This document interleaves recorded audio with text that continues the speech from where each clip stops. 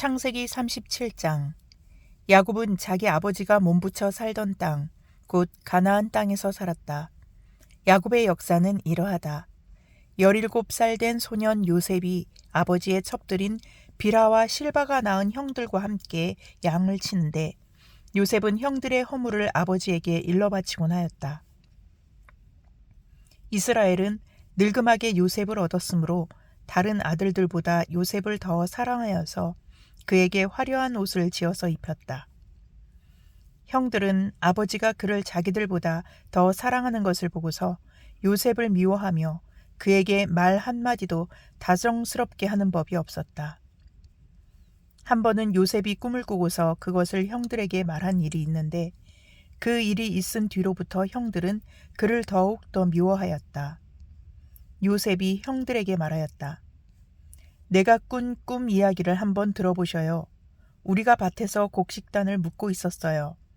그런데 갑자기 내가 묶은 단이 우뚝 일어서고 형들의 단이 나의 단을 둘러서서 절을 하였어요. 형들이 그에게 말하였다. 내가 우리의 왕이라도 될성 싶으냐? 정말로 내가 우리를 다스릴 참이냐? 형들은 그의 꿈과 그가 한 말 때문에 그를 더욱더 미워하였다. 얼마 뒤에 그는 또 다른 꿈을 꾸고 그것을 형들에게 말하였다. 들어보셔요. 또 꿈을 꾸었어요. 이번에는 해와 달과 별 11개가 나에게 절을 했어요. 그가 아버지와 형들에게 이렇게 말할 때에 그의 아버지가 그를 꾸짖었다. 내가 꾼 그 꿈이 무엇이냐? 그래, 나하고 너의 어머니하고 너의 형들이 함께 너에게로 가서 땅에 엎드려서 너에게 절을 할 것이란 말이냐? 그의 형들은 그를 시기하였지만 아버지는 그 말을 마음에 두었다. 그의 형들은 아버지의 양떼를 치려고 세겜 근처로 갔다. 이스라엘이 요셉에게 말하였다. 내가 알고 있듯이 너의 형들이 세겜 근처에서 양을 치지 않느냐? 내가 너를 너의 형들에게 좀 보내야겠다. 요셉이 대답하였다. 다녀오겠습니다. 이스라엘이 요셉에게 말하였다. 너의 형들이 잘 있는지 양들도 잘 있는지를 가서 살펴보고 나에게 와서 소식을 전해다오. 그의 아버지는 헤브론 골짜기에서 그를 떠나보냈다. 요셉이 세겜에 도착하였다. 어떤 사람이 보니 요셉이 들에서 헤매고 있었다. 그가 요셉에게 물었다. 누구를 찾느냐? 요셉이 대답하였다. 형들을 찾습니다. 우리 형들이 어디에서 양을 치고 있는지 나에게 일러주시겠습니까? 그 사람이 대답하였다. 너희 형들은 여기에서 떠났다. 도단으로 가자 하고 하는 말을 내가 들었다. 그래서 요셉은 형들을 따라가서 도단 근처에서 형들이 있는 곳을 알아냈다. 그런데 그의 형들은 멀리서 그를 알아보고서 그를 죽여버리려고 그가 그들에게 가까이 오기 전에 음모를 꾸몄다. 그들은 서로 마주보면서 말하였다. 야, 저기 꿈꾸는 녀석이 온다. 자, 저 녀석을 죽여서 아무 구덩이에나 던져넣고 사나운 들짐승이 잡아먹었다고 하자. 그리고 그 녀석의 꿈이 어떻게 되나 보자. 르우벤이 이 말을 듣고서 그들의 손에서 요셉을 건져내려고 그들에게 이렇게 말하였다. 목숨만은 해치지 말자. 피는 흘리지 말자. 여기 들판에 있는 구덩이에 그 아이를 던져 넣기만 하고 그 아이에게 손을 대지는 말자. 르우벤은 요셉을 그들에게서 건져내서 아버지에게 되돌려 보낼 생각으로 이렇게 말한 것이다. 요셉이 형들에게로 오자 그들은 그의 옷, 곧 그가 입은 화려한 옷을 벗기고 그를 들어서 구덩이에 던졌다. 그 구덩이는 비어있고 그 안에는 물이 없었다. 그들이 앉아서 밥을 먹고 있는데 고개를 들고 보니 마침 이스마엘 상인 한 떼가 길르앗으로부터 오는 것이 눈에 띄었다. 낙타에다 향품과 유향과 모략을 싣고 이집트로 내려가는 길이었다. 유다가 형제들에게 말하였다. 우리가 동생을 죽이고 그 아이의 피를 덮는다고 해서 우리가 얻는 것이 무엇이냐? 자, 우리는 그 아이에게 손을 대지는 말고 차라리 그 아이를 이스마엘 사람들에게 팔아넘기자. 아무래도 그 아이는 우리의 형제요 우리의 피부치이다. 형제들은 유다의 말을 따르기로 하였다. 그래서 미디안 상인들이 지나갈 때에 형제들이 요셉을 구덩이에서 꺼내서 이스마엘 사람들에게 은 20냥에 팔았다. 그들은 그를 이집트로 데리고 갔다. 르우벤이 구덩이로 돌아와 보니 요셉이 거기에 없었다. 그는 슬픈 나머지 옷을 찢고서 형제들에게 돌아가서 말하였다. 그 아이가 없어졌다. 나는 이제 어디로 가야 한단 말이냐? 그들은 순념소 한 마리를 죽이고 요셉의 옷을 가지고 가서 거기에 피를 묻혔다. 그들은 피 묻은 그 화려한 옷을 아버지에게로 가지고 가서 말하였다. 우리가 이 옷을 주었습니다. 이것이 아버지의 아들의 옷인지 잘 살펴보시기 바랍니다. 그가 그 옷을 알아보고서 부르짖었다. 내 아들의 옷이다. 사나운 들짐승이 그 아이를 잡아먹었구나. 요셉은 찢겨서 죽은 것이 틀림없다. 야곱은 슬픈 나머지 옷을 찢고 베옷을 걸치고 아들을 생각하면서 여러 날을 울었다. 그의 아들, 딸들이 모두 나서서 그를 위로하였지만 그는 위로받기를 마다하면서 탄식하였다. 아니다. 내가 울면서 나의 아들이 있는 스올로 내려가야겠다. 아버지는 잃은 자식을 생각하면서 울었다. 그리고 미디안 사람들은 이집트에서 요셉을 보디발이라는 사람에게 팔았다. 그는 바로의 신하로서 경호대장으로 있는 사람이었다. 창세기 38장. 그 무렵에 유다는 형제들에게서 떨어져 나가 히라라고 하는 아둘람 사람이 사는 곳으로 가서 그와 함께 살았다. 유다는 거기에서 가나안 사람 수아라고 하는 사람의 딸을 만나서 결혼하고 아내와 동침하였다. 그가 임신하여 아들을 낳으니 유다가 그 아들 이름을 에르라고 하였다. 그가 또 임신하여 아들을 낳았다. 이번에는 아이의 어머니가 그 아들 이름을 오난이라고 하였다. 그가 또다시 아들을 낳고 이름을 셀라라고 하였다. 그가 셀라를 낳은 곳은 거십이다. 유다가 자기 맏아들 에르를 결혼시켰는데 그 아내의 이름은 다말이다. 유다의 맏아들 에르가 주님께서 보시기에 악함으로 주님께서 그를 죽게 하셨다. 유다가 오난에게 말하였다. 너는 형수와 결혼해서 시동생으로서의 책임을 다해라. 너는 내 형의 이름을 이을 아들을 낳아야 한다. 그러나 오난은 아들을 낳아도 그가 자기 아들이 안 되는 것을 알고 있었으므로 형수와 동침할 때마다 형의 이름을 이을 아들을 낳지 않으려고 정액을 땅바닥에 쏟아버리곤 하였다. 그가 이렇게 한 것이 주님께서 보시기에 악하였다. 그래서 주님께서는 오난도 죽게 하셨다. 유다는 자기의 며느리 다말에게 말하였다. 나의 아들 셀라가 다 클 때까지 너는 내 친정 아버지 집으로 돌아가서 과부로 살고 있거라. 유다는 셀라를 다말에게 주었다가는 셀라도 제 형들처럼 죽을지 모른다고 생각하였다. 그 뒤에 오랜 세월이 지나서 수아의 딸 유다의 아내가 죽었다. 곡을 하는 기간이 끝났을 때에 유다는 친구 아둘람 사람 히라와 함께 자기 양들의 털을 깎으러 딥나로 올라갔다. 다말은 너의 시아버지가 양털을 깎으러 딥나로 올라간다 하는 말을 전해 듣고서 과부의 옷을 벗고 너울을 써서 얼굴을 가리고 딥나로 가는 길에 있는 에나임 어귀에 앉았다. 그것은 막내 아들 셀라가 이미 다 컸는데도 유다가 자기와 셀라를 짝지어주지 않았기 때문이다. 길을 가던 유다가 그를 보았지만 얼굴을 가리고 있었으므로 유다는 그가 창녀인 줄 알았다. 그래서 유다는 그가 자기 며느리인 줄도 모르고 길가에 서 있는 그에게로 가서 말하였다. 너에게 잠시 들렸다 가마. 자, 들어가자. 그때에 그가 물었다. 저에게 들어오시는 값으로 저에게 무엇을 주시겠습니까? 유다가 말하였다.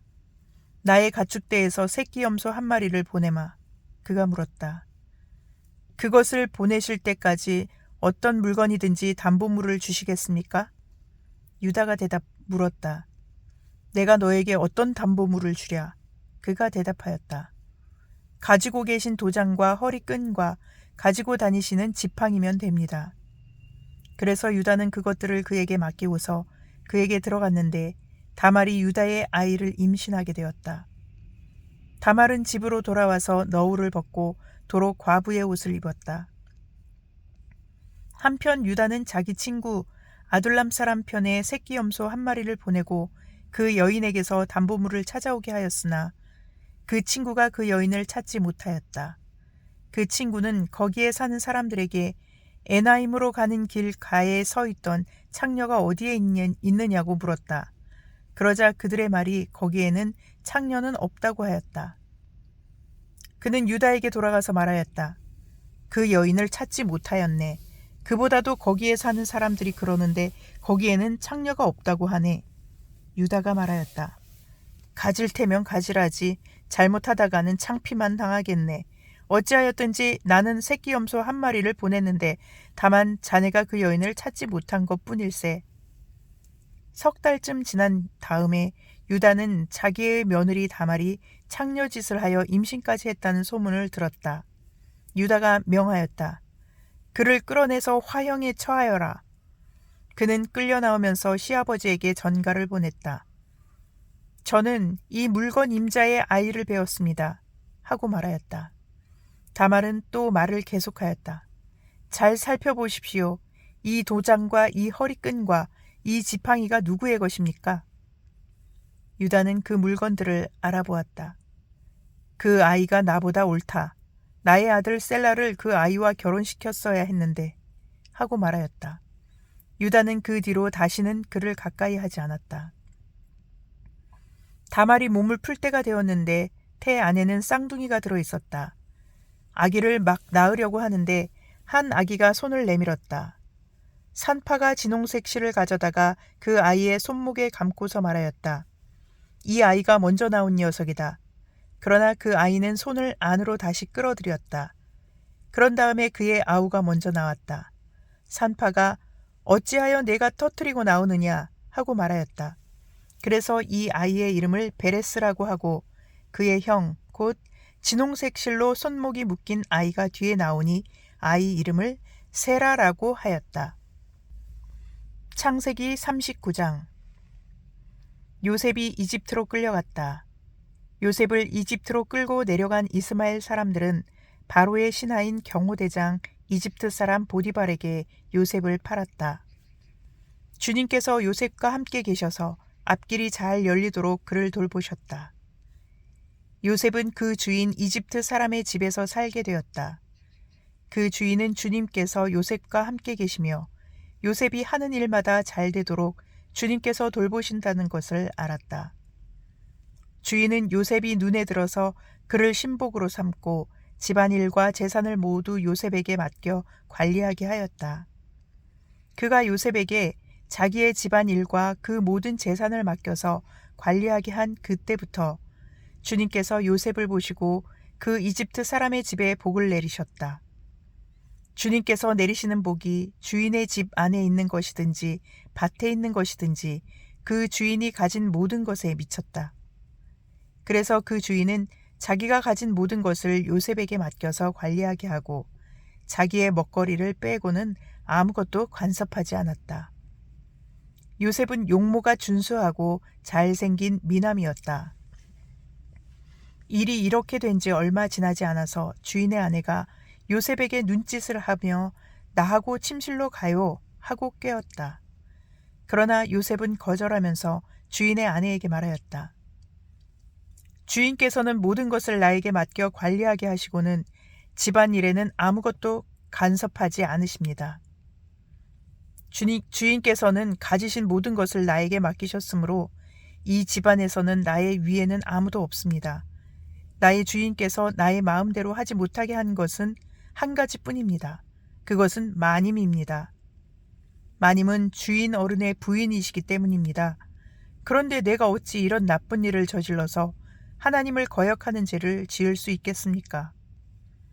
요셉이 이렇게 말하였는데도 주인의 아내는 날마다 끈질기게 요셉에게 요구해 왔다. 요셉은 그 여인과 함께 침실로 가지도 않았을 뿐만 아니라 아예 그 여인과 함께 있지도 않았다.